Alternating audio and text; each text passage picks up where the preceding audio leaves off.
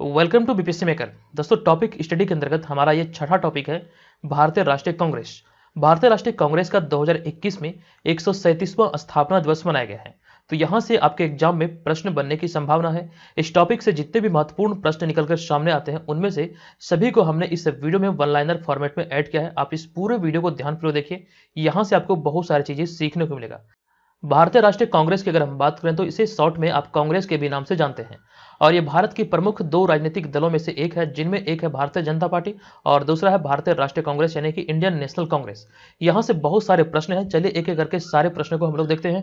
एक चीज आपको बता दूं कि अगर आपको इसका पीडीएफ फाइल चाहिए तो BPSC maker app play store से डाउनलोड कीजिए और वहां पर पीडीएफ वाले सेक्शन में जाकर इसके पीडीएफ को आप निःशुल्क डाउनलोड कर सकते हैं। आज का यहाँ पे हमारा पहला प्रश्न होगा कि भारतीय राष्ट्रीय कांग्रेस की स्थापना कब हुई थी। मोस्ट इंपॉर्टेंट प्रश्न है और इसका राइट आंसर होगा 28 दिसंबर 1885 को, यानी कि आज ही के दिन 28 दिसंबर को 1885 में भारतीय राष्ट्रीय कांग्रेस का स्थापना हुआ था और 2021 में इसका 137वां स्थापना दिवस मनाया गया है। हमारा दूसरा प्रश्न यहाँ पे होगा कि भारतीय राष्ट्रीय कांग्रेस की स्थापना कहाँ हुई थी। आपको ध्यान रखना है, बॉम्बे के गोकुल दास तेजपाल संस्कृत महाविद्यालय में इसकी स्थापना हुई थी। नेक्स्ट प्रश्न है कि भारतीय राष्ट्रीय कांग्रेस की स्थापना कितने प्रतिनिधियों की उपस्थिति में हुआ था। इसका सही उत्तर होगा 72 प्रतिनिधियों की उपस्थिति में भारतीय राष्ट्रीय कांग्रेस की स्थापना हुई थी। यह प्रश्न है कि भारतीय राष्ट्रीय कांग्रेस के संस्थापक कौन थे। यह महत्वपूर्ण प्रश्न है और इस प्रश्न का हमारा राइट आंसर होगा एवो ह्यूम। आपको ध्यान रखना कि मुख्य रूप से अगर हम बात करें तो एवो ह्यूम के द्वारा ही भारतीय राष्ट्रीय कांग्रेस की स्थापना हुई थी, लेकिन इसमें दादा भाई नौरोजी का भी बहुत बड़ा हाथ था, यह भी आपको ध्यान रखना है। हमारा यहाँ पे अगला होगा पांचवा प्रश्न। यह प्रश्न है कि भारतीय राष्ट्रीय कांग्रेस के की नहीं बल्कि यहाँ पे के होना चाहिए कि भारतीय राष्ट्रीय कांग्रेस के प्रथम अध्यक्ष कौन थे। इसका राइट आंसर होगा व्योमेश चंद्र बनर्जी और ये व्योमेश चंद्र बनर्जी कोलकाता के रहने वाले थे। एक चीज यहाँ पर ये ध्यान रखिए, बिहार में जितनी भी परीक्षाएं आयोजित होती है उन सभी प्रतियोगी परीक्षाओं के लिए जो बिहार स्पेशल करंट अफेयर्स का एक पीडीएफ लॉन्च हुआ है, इसका लिंक आपको इस वीडियो के डिस्क्रिप्शन में दिया गया, आप वहां पर जाकर के इसके पीडीएफ फाइल को डाउनलोड कर सकते हैं। ध्यान रहे, इसमें जनवरी से लेकर के नवंबर 2021 तक के सारे बिहार करंट अफेयर्स को शामिल किया गया है। अब दिसंबर माह समाप्त होने के बाद इसको अपडेट करके जनवरी से दिसंबर कर दिया जाएगा। अगर आप बिहार की किसी भी प्रतियोगी परीक्षा की तैयारी में लगे तो इस वाले पीडीएफ को जरूर डाउनलोड कीजिए। अब यहाँ पे हम चलेंगे अगले छठे प्रश्न पे। हमारा छठा प्रश्न है कि किस गवर्नर जनरल ने कहा था कि कांग्रेस पतन के लिए लड़खड़ा रही है और मेरी सबसे बड़ी अभिलाषा है कि जब तक मैं भारत में रहूं कांग्रेस की शांतिपूर्ण समाप्ति को देखूं। यह कथन था लॉर्ड कर्जन का, यह ध्यान रखिए। हमारा अगला होगा यहाँ पर सातवां प्रश्न। यह प्रश्न है कि पूर्ण स्वराज की मांग कांग्रेस के किस अधिवेशन में किया गया था।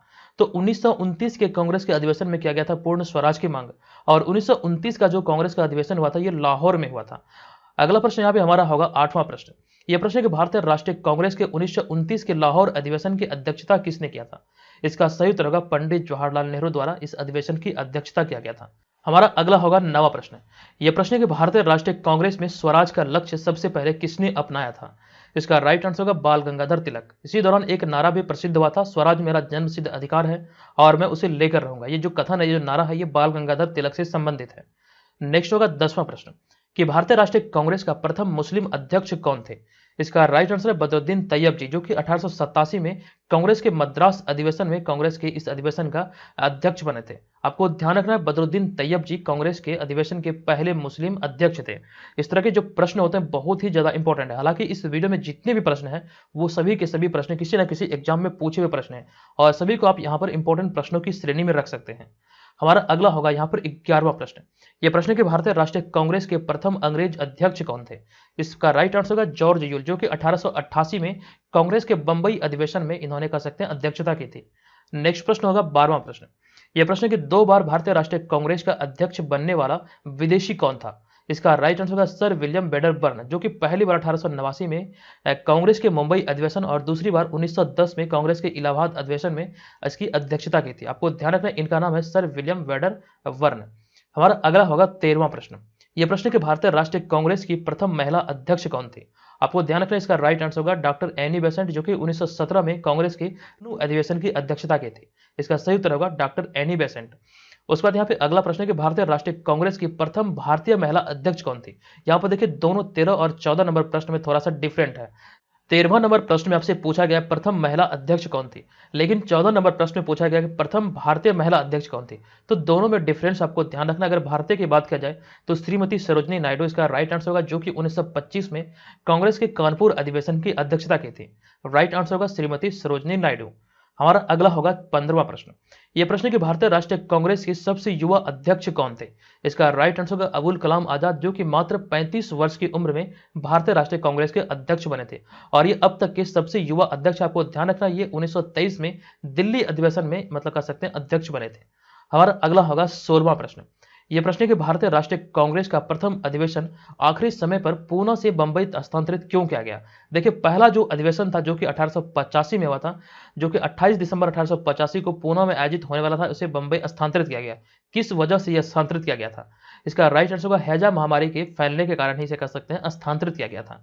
हमारा अगला होगा 17वां प्रश्न। यह प्रश्न है कि भारतीय राष्ट्रीय कांग्रेस की स्थापना के समय गवर्नर जनरल कौन था? इसका राइट आंसर होगा लॉर्ड डफरिन। ये मोस्ट इंपॉर्टेंट प्रश्न है और लॉर्ड डफरिन का अगर हम शासन काल की बात करें तो भारत में गवर्नर जनरल के तौर पर इनका शासन काल था 1884 से लेकर के 1888। नेक्स्ट होगा 18वां प्रश्न। यह प्रश्न गोपाल कृष्ण गोखले कांग्रेस के अध्यक्ष कब बने थे? तो गोपाल कृष्ण गोखले कांग्रेस के अध्यक्ष 1905 में बने थे और इन्होंने बनारस अधिवेशन की अध्यक्षता की थी। हमारा अगला होगा 19वां प्रश्न। यह प्रश्न कांग्रेस के किस अधिवेशन में पहली बार राष्ट्रीय गीत वंदे मातरम गाया गया था? सबसे पहले यह ध्यान रखें, भारत का राष्ट्रीय गीत है वंदे मातरम। अगर हम राष्ट्रीय गान की बात करें तो जन गण मन भारत का राष्ट्रीय गान है, लेकिन यहाँ पे प्रश्न है कि कांग्रेस के किस अधिवेशन में पहली बार राष्ट्रीय गीत वंदे मातरम गाया गया था? इसका राइट आंसर होगा कांग्रेस के 1896 के कलकत्ता अधिवेशन में इस गीत को पहली बार गाया गया था। हमारा 21वां प्रश्न है कि भारतीय राष्ट्रीय कांग्रेस के 1896 ईस्वी के कलकत्ता अधिवेशन के अध्यक्ष कौन थे? इस प्रश्न का राइट आंसर होगा रहमतुल्लाह सयानी, जो कि आपको ध्यान रखना इसी अधिवेशन में पहली बार राष्ट्रीय गीत वंदे मातरम गाया गया था। हमारा अगला होगा 21वां प्रश्न। यह प्रश्न है कि भारतीय राष्ट्रीय कांग्रेस के दूसरे मुस्लिम अध्यक्ष कौन बने थे?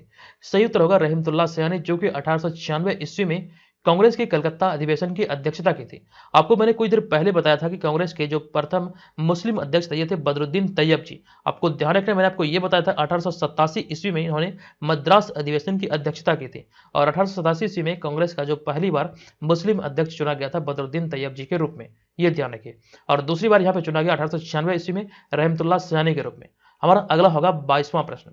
यह प्रश्न कांग्रेस के किस अधिवेशन में पहली बार स्वराज शब्द का प्रयोग किया गया था? तो 1906 ईस्वी के कोलकाता अधिवेशन में पहली बार कांग्रेस के अधिवेशन में स्वराज शब्द का प्रयोग हुआ था। हमारा अगला प्रश्न होगा यहाँ पर कि भारतीय राष्ट्रीय कांग्रेस के 1906 के कलकत्ता अधिवेशन के अध्यक्ष कौन थे? 1906 ईस्वी में जो कलकत्ता अधिवेशन हुआ था कांग्रेस का, इसके अध्यक्ष थे दादा भाई नेहरू। हमारा अगला होगा यहाँ पे कि भारतीय राष्ट्रीय कांग्रेस के प्रथम विभाजन कब हुआ था? इंपॉर्टेंट प्रश्न है और इसका राइट आंसर होगा 1907 के सूरत अधिवेशन में पहली बार कांग्रेस में विभाजन हुआ था या फिर कांग्रेस में फूट पड़ा था, जो कि दो भागों में बटा था, गर्म दल और नर्म दल में। हमारा अगला होगा यहाँ पे 25वां प्रश्न। यह प्रश्न कि भारतीय राष्ट्रीय कांग्रेस के 1907 ईस्वी के सूरत अधिवेशन के अध्यक्ष कौन थे? किसकी अध्यक्षता में यह सूरत अधिवेशन हुआ था? राइट आंसर होगा डॉक्टर रास बिहारी घोष। इसी अधिवेशन में कांग्रेस का विभाजन हुआ था 1907 के सूरत अधिवेशन में। हमारा अगला होगा 26वां प्रश्न। यह प्रश्न है कि कांग्रेस का प्रथम विभाजन 1907 में सूरत अधिवेशन में हुआ था और इसमें दूसरा विभाजन कब हुआ था, यानी कि कांग्रेस में दूसरा विभाजन कब हुआ था? इसका राइट आंसर होगा कांग्रेस का दूसरा विभाजन 1907 के बाद 1918 में मुंबई अधिवेशन में हुआ था। अगला प्रश्न हमारा यहाँ पे है कि भारतीय राष्ट्रीय कांग्रेस के 1918 ईस्वी के मुंबई अधिवेशन के अध्यक्ष कौन थे?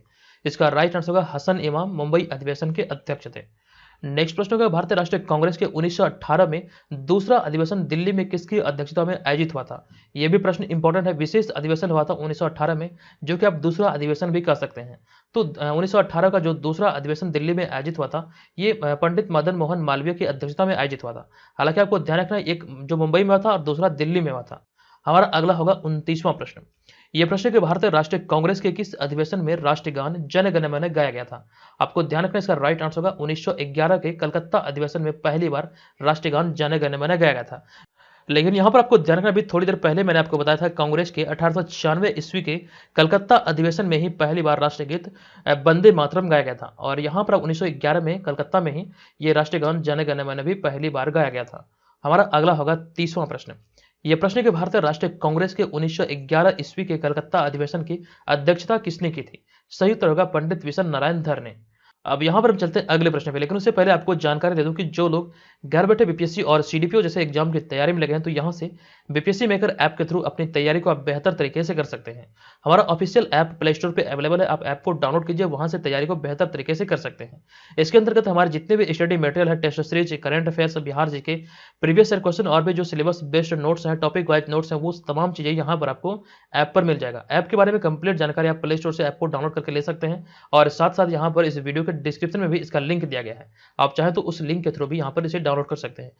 एक चीज़ यहाँ पर यह ध्यान है कि क्रिसमस और नए साल के अवसर पर एक ऑफर लाया गया आप लोगों के लिए, जो कि 3 जनवरी 2022 तक के लिए वैलिड है। इस बीच अगर आप यहाँ पर कोर्स परचेज करते हैं तो आपको बहुत ज़्यादा डिस्काउंट देखने को मिलेगा, तो जल्दी इसका फायदा उठाकर इसमें ज्वाइन हो जाइए। ऑलरेडी बहुत सारे लोग इसमें ज्वाइन कर चुके हैं, तो आप भी इसमें पार्टिसिपेट कर सकते हैं। चलिए अब यहाँ पे हम चलते हैं अगले प्रश्न पे। हमारा अगला होगा यहाँ पर 31वां प्रश्न। यह प्रश्न है कि कांग्रेस के किस अधिवेशन में कांग्रेस के संविधान का निर्माण हुआ था। इंपॉर्टेंट प्रश्न है, कांग्रेस के किस अधिवेशन में कांग्रेस के संविधान का निर्माण हुआ था।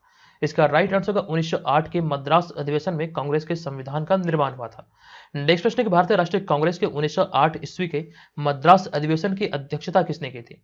सही उत्तर होगा रास बिहारी घोष ने 1908 ईस्वी के मद्रास अधिवेशन की अध्यक्षता की थी। एक प्रश्न यहाँ पे ध्यान रखिए, भारतीय राष्ट्रीय कांग्रेस के लगातार 2 अधिवेशन के अध्यक्ष बनने वाले प्रथम व्यक्ति थे।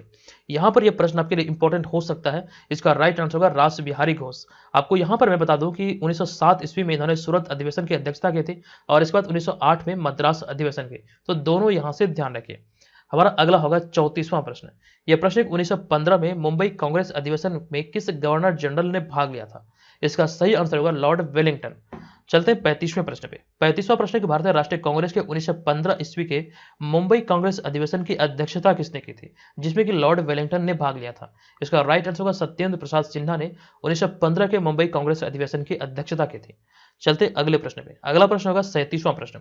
यह प्रश्न 1916 ईस्वी के लखनऊ अधिवेशन की अध्यक्षता किसने किया था। राइट आंसर होगा अंबिका चरण मजुमदार ने 1916 ईस्वी में अध्यक्षता किया था। अब यहाँ पे हमारा अगला प्रश्न है कि वर्ष 1916 में मुस्लिम लीग और भारतीय राष्ट्रीय कांग्रेस के बीच किसने समझौता कराया था। इसका राइट आंसर होगा एनी बेसेंट। और एनी बेसेंट के बारे में अभी मैंने कुछ देर पहले बताया था कि भारतीय राष्ट्रीय कांग्रेस की पहली महिला अध्यक्ष थी एनी बेसेंट। और मैंने आपको ये भी बताया था कि एनी बेसेंट भारतीय राष्ट्रीय कांग्रेस की अध्यक्षता कब की थी। आपको ध्यान रखना है, कोलकाता अधिवेशन जो कि 1917 में हुआ था, इसमें इन्होंने कह सकते हैं अध्यक्षता की थी और ये भारतीय राष्ट्रीय कांग्रेस की प्रथम महिला अध्यक्ष थी। अब यहाँ पे हमारा अगला है 39वां प्रश्न। यह प्रश्न 1908 में मद्रास अधिवेशन में बने कांग्रेस के संविधान में परिवर्तन किस संविधान में किया गया। अभी कुछ देर पहले मैंने आपको बताया कि 1908 में मद्रास अधिवेशन में कांग्रेस का संविधान बना था। प्रश्न पूछा गया कि परिवर्तन किस कांग्रेस अधिवेशन में किया गया। इसका राइट आंसर 1920 ईस्वी के नागपुर अधिवेशन में इसमें परिवर्तन किया गया और 1920 ईस्वी के कांग्रेस के अधिवेशन की अध्यक्षता किया गया था CV विजय राघवाचार्य के द्वारा। अगला होगा 40वां प्रश्न। यह प्रश्न 1920 ईस्वी में किसकी अध्यक्षता में कांग्रेस का एक विशेष अधिवेशन कलकत्ता में हुआ था। तो 1920 ईस्वी में जो एक विशेष अधिवेशन कलकत्ता में हुआ था, इसका जो अध्यक्षता किया गया था यह लाला लाजपत राय के द्वारा किया गया था। यहाँ से ध्यान रखिए 1920 ईस्वी में जो प्रथम अधिवेशन हुआ था ये CV विजय राघवाचार्य की अध्यक्षता में हुआ था और उसके बाद दूसरा जो हुआ ये लाला लाजपत राय की अध्यक्षता में एक विशेष अधिवेशन कलकत्ता में आयोजित हुआ था। अब यहाँ पे 41वां प्रश्न है कि लाल बाल पाल में से कौन भारतीय राष्ट्रीय कांग्रेस के अध्यक्ष हुए। आपको ध्यान रखना है, इसका राइट आंसर होगा लाला लाजपत राय, जो कि 1920 ईस्वी में भारतीय राष्ट्रीय कांग्रेस के एक विशेष अधिवेशन में अध्यक्ष बने थे। आपको ध्यान रखना लाला लाजपत राय इसका राइट आंसर होगा। उसके बाद यहाँ पे हमारा अगला होगा 42वां प्रश्न। यह प्रश्न कांग्रेस के किस अधिवेशन में सदस्यों हेतु खादी वस्त्र अनिवार्य किया गया था। इसका राइट आंसर होगा 1926 के गुवाहाटी अधिवेशन में यह अनिवार्य किया गया था। अगला प्रश्न कि भारतीय राष्ट्रीय कांग्रेस के 1926 के गुवाहाटी अधिवेशन की अध्यक्षता किसने किया था। राइट आंसर होगा S श्रीनिवास अयंगर के द्वारा ये 1926 ईस्वी के गुवाहाटी अधिवेशन की अध्यक्षता किया गया था। उस बाद यहाँ पे नेक्स्ट प्रश्न है कि भारतीय राष्ट्रीय कांग्रेस के किस अधिवेशन में पूर्ण स्वाधीनता की मांग किया गया था। इसका राइट आंसर होगा 1927 ईस्वी के मद्रास अधिवेशन में पूर्ण स्वतंत्रता की मांग भारतीय राष्ट्रीय कांग्रेस के द्वारा किया गया था। एक चीज यहाँ पर यह ध्यान है कि भारतीय राष्ट्रीय कांग्रेस की जो 1929 के लाहौर अधिवेशन के बारे में मैंने आपको बताया था, इसमें यहाँ पे प्रश्न बना था कि पूर्ण स्वराज की मांग कांग्रेस के किस अधिवेशन में किया गया। आपको मैंने बताया था 1929 के लाहौर अधिवेशन में इसकी मांग की गई थी और इस लाहौर अधिवेशन की अध्यक्षता किया गया था पंडित जवाहरलाल नेहरू के द्वारा। हमारा यहाँ पे अगला होगा 45वां प्रश्न कि कांग्रेस के 1927 के मद्रास अधिवेशन की अध्यक्षता किसने किया था। इसका राइट आंसर होगा डॉक्टर M.A. अंसारी ने 1927 ईस्वी के जो अधिवेशन में कह सकते हैं अध्यक्षता किया था। नेक्स्ट प्रश्न का मौलिक अधिकार की मांग कांग्रेस के किस अधिवेशन में की गई थी। तो मौलिक अधिकारों की मांग 1931 के कराची अधिवेशन में किया गया था भारतीय राष्ट्रीय कांग्रेस के द्वारा।